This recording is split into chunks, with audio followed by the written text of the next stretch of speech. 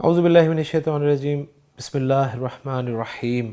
انما تنذر من اتبع الذکر وخشی الرحمن بالغیب فبشرہ بمغفرۃ واجر کریم۔ صدق اللہ العظیم۔ رب اشرح لی صدری ویسر لی امری واحلل عقدۃ من لسانی یفقہوا قولی۔ رب یسر ولا تعسر وتمم بالخیر، آمین یا رب العالمین۔ آج کے لیکچر میں ہم انشاءاللہ تعالیٰ سورہ یاسین کی آیت نمبر 11 کو گرامیٹیکلی انالائز کرنے کی کوشش کریں گے۔ آیت میں ہمیں وقف کی ایک علامت نظر آ رہی ہے، لہٰذا پہلے تو ہم اس آیت کے دو حصے بنا دیں گے۔ پہلا حصہ ہوگا انما تنذر من اتبع الذکر وخشی الرحمن بالغیب، اور دوسرا ہوگا فبشرہ بمغفرۃ واجر کریم۔ اب جو پہلا حصہ ہے اس میں ہمیں ایک واو عاطفہ نظر آ رہا ہے جس کے بعد ایک جملہ فعلیہ بن سکتا ہے، لہٰذا ہم پہلے حصے کے دو حصے بنا دیں گے۔ پہلے حصے کا پہلا حصہ ہوگا انما تنذر من اتبع الذکر، اور دوسرا ہوگا وخشی الرحمن بالغیب۔ اب چلتے ہیں جی پہلے حصے کے الفاظ کی طرف۔ تو پہلے حصے کا جو پہلا لفظ ہے وہ ہے انما، جو کہ کلمہ حصر ہے اور حصر کے لیے استعمال ہوتا ہے، جملہ فعلیہ سے پہلے بھی آ جاتا ہے، جملہ اسمیہ سے پہلے بھی آ سکتا ہے، یہاں پر یہ جملہ فعلیہ سے پہلے آ رہا ہے۔ تنذر فعل مضارع معروف واحد مذکر حاضر کا صیغہ ہے۔ نون زال را حروف مادہ باب فعل انذر ینذر انذارن خبردار کرنا۔ من اس میں موصول ہے، اس لیے آپ کو بلو کلر میں دکھایا گیا ہے، اور من کا نون ساکن ہوتا ہے، اور نون ساکن کو ملانے کے لیے جو ہے وہ زیر دی گئی ہے۔ اتبع فعل ماضی معروف واحد مذکر غائب کا صیغہ ہے۔ تا با اور عین حروف مادہ ہیں، باب افتعال سے استعمال ہوتا ہے۔ افتعل یفتعلو، اتبع یتبعو، دو تا آ گئی تو دونوں تاؤں کو مرج کر دیا اور بن گیا اتبع یتبعو اتباعا، اس کا مصدر ہوتا ہے جس کے معنی اتباع کرنا کے ہوتے ہیں، پیروی کرنا بھی ہم کہہ سکتے ہیں۔ باب افتعال کا حمزہ چونکہ حمزۃ الوصل ہوتا ہے، لہٰذا اتبع جب پیچھے سے ملا کر پڑھا جائے گا تو حمزۃ الوصل جو ہے وہ اپنی حرکت گرا دے گا۔ من کا نون ساکن ہو گیا، لہٰذا نون ساکن کو پھر زیر دے کے آگے ملایا گیا۔ الذکر معروف لفظ ہے، واحد ہے، مذکر ہے، معرفہ ہے اور منصوب ہے۔ پہلے حصے کے الفاظ پہ بات مکمل ہو گئی ہے، پہلے حصے کے الفاظ کو جوڑ کر اب جملہ بناتے ہیں۔ انما کلمہ حصر ہے، تنذر فعل با فاعل، انت ضمیر مرفوع متصل اس کا فاعل ہے۔ اب مفعول چاہیے، وہ ہے من اتبع الذکر۔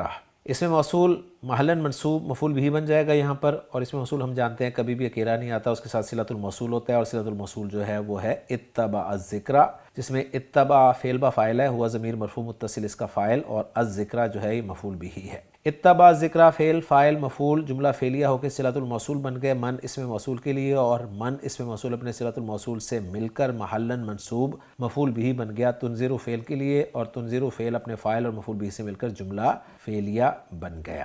پہلے حصے کے پہلے حصے کو انالائز ہم نے کر لیا ہے، اب چلتے ہیں پہلے حصے کے دوسرے حصے کے الفاظ کی طرف، جس میں پہلا لفظ واو حرف ہے، حرف و عطف قرار دے دیں گے۔ خشیہ فعل ماضی معروف واحد مذکر غائب کا صیغہ ہے، خا شین اور یا حروف مادہ ہیں، باب سمیع اسموں سے استعمال ہوتا ہے۔ خشیت اردو میں بھی ہم لفظ استعمال کرتے ہیں ڈرنے کے لیے۔ الرحمن اللہ تعالیٰ کا صفاتی نام ہے، منصوب استعمال ہوا ہے یہاں پر، با حرف جر ہے جس کے ساتھ الغیب جو ہے وہ مجرور آپ کو نظر آ رہا ہے، معرفہ ہے، واحد ہے، مذکر ہے۔ الفاظ سے بات مکمل ہو گئی ہے، الفاظ کو جوڑ کے جملہ بناتے ہیں۔ خشیہ فعل ہے، آگے مرفوع اسم کوئی نہیں ہے، لہٰذا خشیہ کے اندر جو ہوا کی ضمیر ہے مستتر اسی کو اس کا فاعل بنا دیں گے۔ الرحمن مفعول بھی بنا دیں گے اس لیے کہ منصوب ہے، اور بالغیبی جار مجرور کو یا تو خشیہ کے فاعل کے لیے حال بنا دیں گے یا پھر الرحمن کے لیے حال بنا دیں گے، دونوں آرا جو ہیں وہ موجود ہیں۔ یوں فعل اپنے فاعل اور مفعول بھی سے مل کر جملہ فعلیہ بن جائے گا، اور یوں یہ حصہ بھی ہمارا الحمدللہ مکمل ہو گیا۔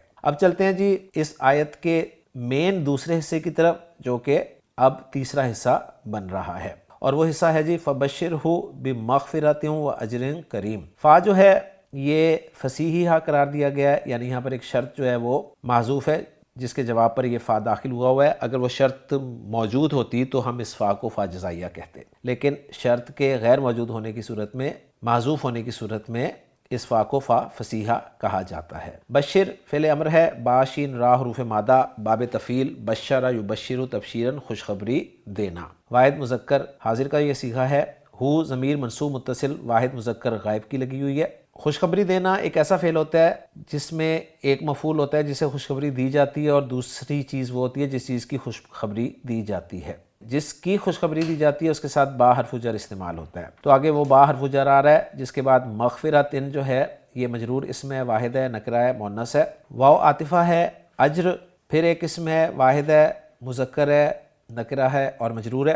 کریم فعیل کے وزن پہ صفت کا صیغہ ہے، واحد ہے، مذکر ہے، مجرور ہے اور نکرہ ہے۔ الفاظ کو جوڑ کے جملہ بناتے ہیں جی۔ بشر فعل با فاعل ہے، ہو مفعول بھی ہے، بمغفراتن میں با حرف جر ہے، مغفراتن مجرور ہے، واو عاطفہ ہے، اجرن کریمن موصول صفت ہو کے معطوف ہے۔ مغفراتن معطوف علیہ اپنے معطوف اجرن کریمن سے مل کر مجرور ہو رہا ہے با حرف جر کے لیے، اور با حرف جر اپنے مجرور سے مل کر متعلق ہو رہا ہے بشر فعل کے، اور بشر فعل اپنے فاعل مفعول بھی اور متعلق سے مل کر جملہ فعلیہ ہو کر جواب شرط بن رہا ہے ایک شرط محذوف کے لیے، اور وہ شرط محذوف جو مانی گئی ہے وہ ہے من اتبع ذکر و خشی الرحمن بالغیبی، اور یہ جو فا داخل ہوا ہے یہ اس لیے داخل ہوا ہے کہ جواب شرط جب فعل امر فعل نہیں جملہ اسمیہ ہوتا ہے تو فا کا داخلہ جو ہے وہ واجب ہوتا ہے۔ تو الحمدللہ جی ہماری ورکنگ مکمل ہوگی۔ اب ذرا محمود صافی صاحب کی ورکنگ کے ساتھ اپنی ورکنگ کو میچ کر لیتے ہیں۔ محمود صافی صاحب بتا رہے ہیں، دیکھیں انما کافتن و مکفوفتن ہے، بالغیبی متعلق بھی حال من الفاعل او المفعول، وہ جو میں نے کہا تھا کہ یہ بالغیب جو ہے یہ یا تو حال بن سکتا ہے فاعل سے یا پھر مفعول سے حال بن سکتا ہے۔ فا رابطہ لجواب شرط مقدرن، وہی میں نے جو بات کی ہے کہ فا فصیحہ ہے، اور بمغفرت متعلق ہے بشر ہو کے۔